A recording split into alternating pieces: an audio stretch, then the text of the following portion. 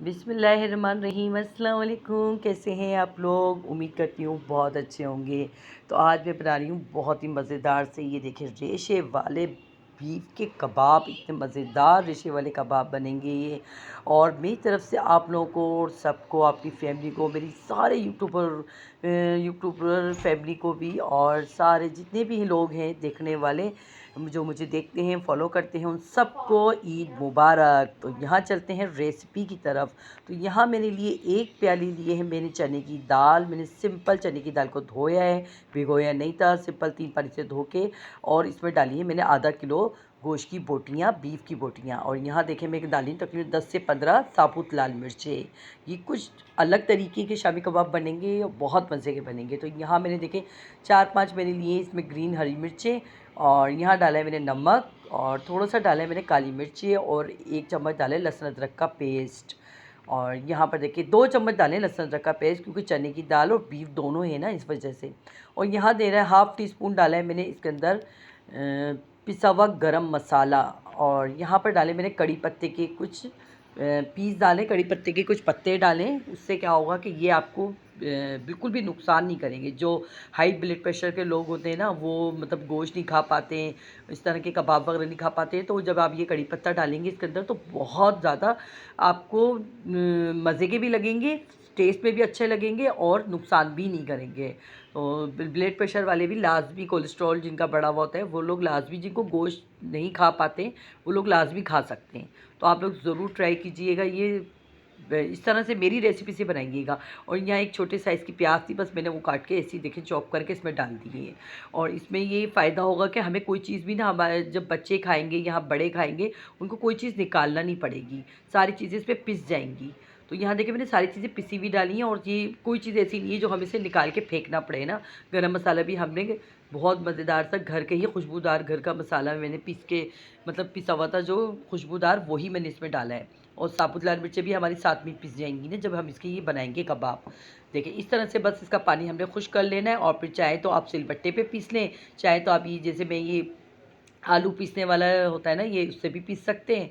और चाहे तो आप लोग ब्लेंडर में भी पीस सकते हैं। तो आपका जैसे दिल चाहे आप चॉपर में भी पीस सकते हैं, आप जैसे दिल चाहे आप पीस लें इसको। तो ये कि रेशे वाले बनेंगे ये बिल्कुल भी ना। देखिए साथ में हरी मिर्चें भी डाल दी थी हमने।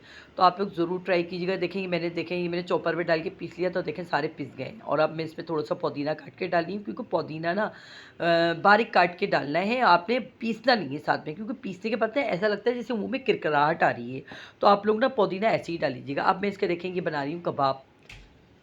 ये देखिए कबाब मैं बना रही हूँ। बस कबाब आप लोग इस तरह से बना लीजिएगा। ये मैंने पहले भी आप लोगों को एक शेप सिखाया हुआ है, जो ढक्कन में मसाले की ढक्कन में रख के आप लोग बनाते, थैली रख के वो रख के बना लें, उस तरह से भी बन सकता है। लेकिन इस तरह से भी ये कबाबों का शेप अच्छा बन जाता है। तो मैंने कहा चले मैं आपको ऐसे ही बताती हूँ, जैसे नॉर्मली घर में औरतें बनाती हैं। हमारी नानी दादियाँ, हमारी वालदाएँ जो बनाती थी, इस तरह से ही बनाती थी वाल।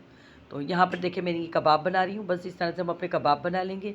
ये देखें कितने अच्छे हमारे, देखें हाथ से भी देखें कितने अच्छे गोल शेप में कबाब बने हमारे, देखें।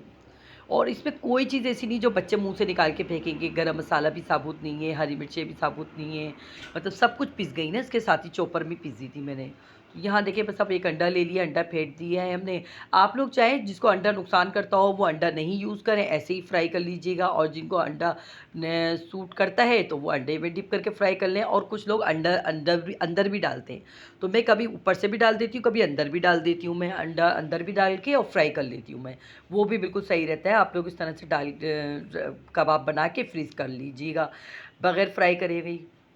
यहाँ देखिए हमारे कबाबों में कितना अच्छा सा गोल्डन कलर आ गया। और हाँ, मेरी तरफ से भी जितने भी मेरे चाहने वाले हैं, जो मेरी रेसिपियाँ देखते हैं, उन लोगों को सबको बहुत बहुत ज़्यादा ईद मुबारक, बकरीद मुबारक। और सब लोगों ने कौन कहाँ कहाँ से कुर्बानी करी है और किस तरह से कुर्बानी करी है, कौन से जानवर की है, वो ज़रूर बताइएगा।